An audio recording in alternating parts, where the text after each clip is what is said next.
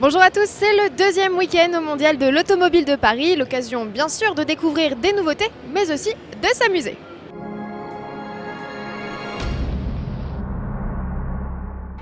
Avant la séquence rigolade au volant de simulateurs de conduite ou de kartings électriques, attardons-nous sur deux nouveautés, deux futurs rivales, les Renault Clio et Peugeot 208. Les deux citadines sont déclinées au Mondial en version sportive, GTI d'un côté, RS de l'autre. Une coïncidence ? On aurait du mal à y croire. Aucun favoritisme pour commencer puisque nous débutons les présentations par ordre alphabétique avec la Peugeot 208 GTI. Trois lettres légendaires chez Peugeot. Si elles avaient fait une brève apparition sur la 308, on ne les avait plus croisées sur une citadine depuis la 205. De son aînée, la 208 GTI ne reprend que l'insigne sur le montant arrière. Le look, comparé à la classique Lyon, est un peu plus agressif. Un doute dans le rétro ? Jetez un coup d'œil à la calandre. Si elle est en pointillé, c'est bien elle. Dans l'habitacle, on retrouve des notes de rouge, la couleur emblématique du modèle, et des sièges au dessin rappelant celui de la 205, forcément. Sous le capot, la 208 GTI profite d'une motorisation revigorée. Le 1,6 litre THP offre 200 chevaux. Train roulant inédit, voies élargies, amortisseurs plus fermes et freinage renforcé complètent la panoplie de la petite sportive. Performance annoncée, un 0 à 100 km/h en moins de 7 secondes. Arrivée en concession en fin d'année, tarif 24 200 €. Et le moins que l'on puisse dire, c'est que le retour de cette iconique nomenclature emballe vraiment les visiteurs, comme a pu le constater Maël Pilvin. Simplement qu'elle m'inspire mon jeune temps. C'est un peu la mode chez les constructeurs de retrouver un petit peu l'historique de GTI qui avait marché énormément à l'époque. Est-ce que ça marchera autant ? Je ne sais pas, mais c'est plaisant. C'est vrai qu'ils ont apporté un look vraiment sportif, une finition vraiment impeccable. Ça fait du bien de voir ça aux marques françaises. Elle sera bientôt mienne. Oui. Vous avez passé commande déjà ? Pas encore, j'attends que mon commercial réunisse les informations pour s'occuper de la commande. C'est des voitures qui nous ont manqué pendant moins 10-15 ans.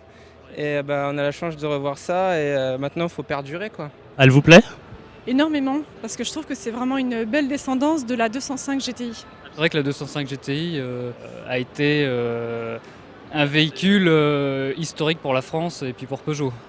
L'Armenti GTI chez Renault, c'est la Clio RS. La berline de 4e génération fait ses débuts ici au Mondial de l'Automobile. Et c'est Maël Pilvin qui se charge de vous faire découvrir la bombinette aux losanges. C'est une petite révolution sur un stand Renault. À côté de la nouvelle Clio 4 et de sa déclinaison break, le constructeur aux losanges nous présente sa dernière bombinette, la Clio RS.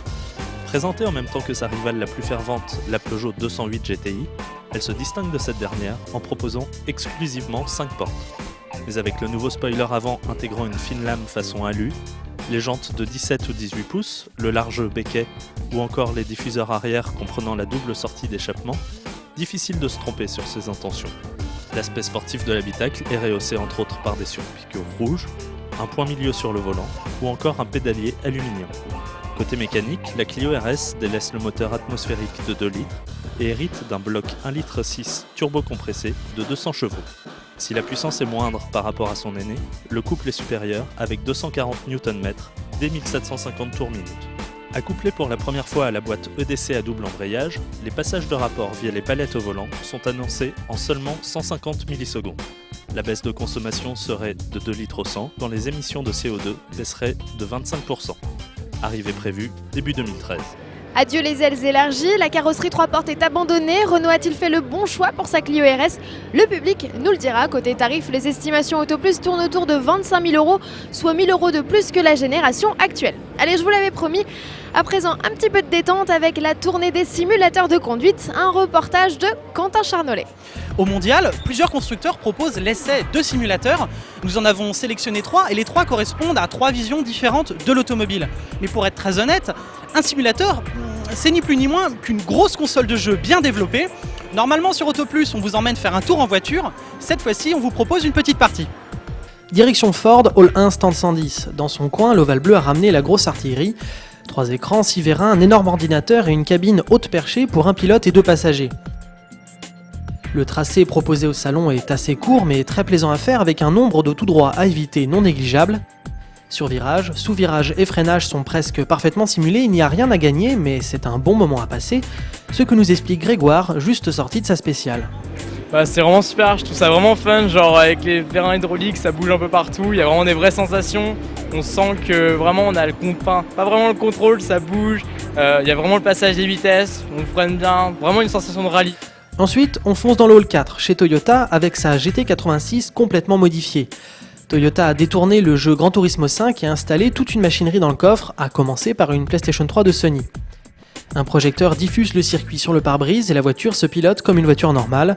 Bluffante au début, les sensations ne sont pas vraiment au rendez-vous, néanmoins on a envie d'enchaîner les tours du Nürburgring tellement on est dans l'ambiance. Du coup, Franck, qui vient de rentrer au stand, est ravi.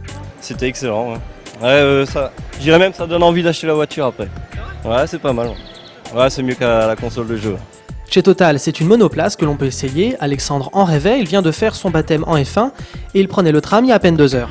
Super, j'ai super impressions. Moi qui fais du karting et tout, là j'ai les bases, les sensations, le volant qui bouge, c'est une super simulation, c'est génial de voir ça. De venir ici et avoir cette opportunité de pouvoir conduire une F1, entre guillemets quoi, c'est génial. Quoi de mieux que l'avis d'un professionnel pour définitivement nous convaincre? Franck Mailleux, pilote Signatech Nissan en endurance, est venu faire un tour au salon et s'est laissé tenter par un petit essai du simulateur. Après une bonne leçon de pilotage devant 50 paires de yeux ébahis, le natif de Saint-Malo nous explique qu'un simulateur c'est plutôt bien. Ouais, c'est super. Après, il y avait pas mal d'assistance, notamment traction control, une sorte d'ABS, mais c'est pour que ce soit accessible à tout le monde. Mais non, c'était très sympa. Ça a l'air presque facile, mais non, c'est agréable d'avoir ces sensations et la sensation de vitesse est bien là. Et pour les plus joueurs d'entre vous, direction le stand Nissan, le constructeur japonais organise un challenge sur ses simulateurs Gran Turismo. Les week-ends, de gros lots sont à la clé pour ceux qui réaliseront les meilleurs chronos puisque ce sont des montres d'une grande marque horlogère. Une animation destinée à présent aux plus jeunes, les 6-14 ans ont rendez-vous dans le hall 2-1 pour une initiation au karting électrique. Une dizaine de machines sont mises à disposition par la Fédération française du sport automobile pour découvrir les joies du pilotage aux plus petits. Habillés de la tête aux pieds, briefés par une équipe de professionnels, les pilotes en herbe évoluent sur une piste sécurisée de 150 mètres. Une animation entièrement gratuite, il suffit juste de s'inscrire. Et toujours au cœur du hall 2-1, la FFSA propose aux jeunes de 17 à 25 ans de s'inscrire à l'une des 5 sessions Rallye Jeunes. La première rencontre est fixée les 20 et 21 octobre à Lyon. Ce programme de détection de jeunes talents avait notamment permis de révéler Sébastien Loeb. À propos de rallye, justement, pour les fans, sachez que vous pouvez vous rendre sur le stand Citroën pour assister à la retransmission live du rallye d'Alsace, une épreuve au cours de laquelle Sébastien Loeb et Daniel Elena peuvent décrocher leur 9e titre au championnat du monde. À suivre. Tout de suite, c'est l'interview RTL Auto Plus du jour. Christophe Bourroux et Laurent Capello reçoivent Bernard de la Villardière. Alors oui, BM, Mercedes, ça sent un peu la tire radar, ça. Ouais, puis les radars aussi. Non, il n'y a pas. Il y a des points encore sur le permis ou? J'en ai quelques-uns, mais figurez-vous que j'ai envoyé un courrier à la préfecture de police de Paris récemment pour avoir un état de mes points. Voilà. Et vous attendez avec inquiétude la réponse? Oui, j'avais pas rempli le formulaire recto verso. On me l'a renvoyé en me disant qu'il fallait que je remplisse également le verso. Ah, c'est le formulaire B22 bien connu. J'ai également demandé, c'est d'actualité, parce que j'ai demandé à mon assistante ce matin de m'inscrire dans un stage de récupération de points. J'en ai fait un il y a 5-6 ans déjà et il faut que je recommence. Il vous reste combien de points? Il me reste à mon avis 5-6. Et à Paris, vous déplacez comment? Plutôt à Paris en smart.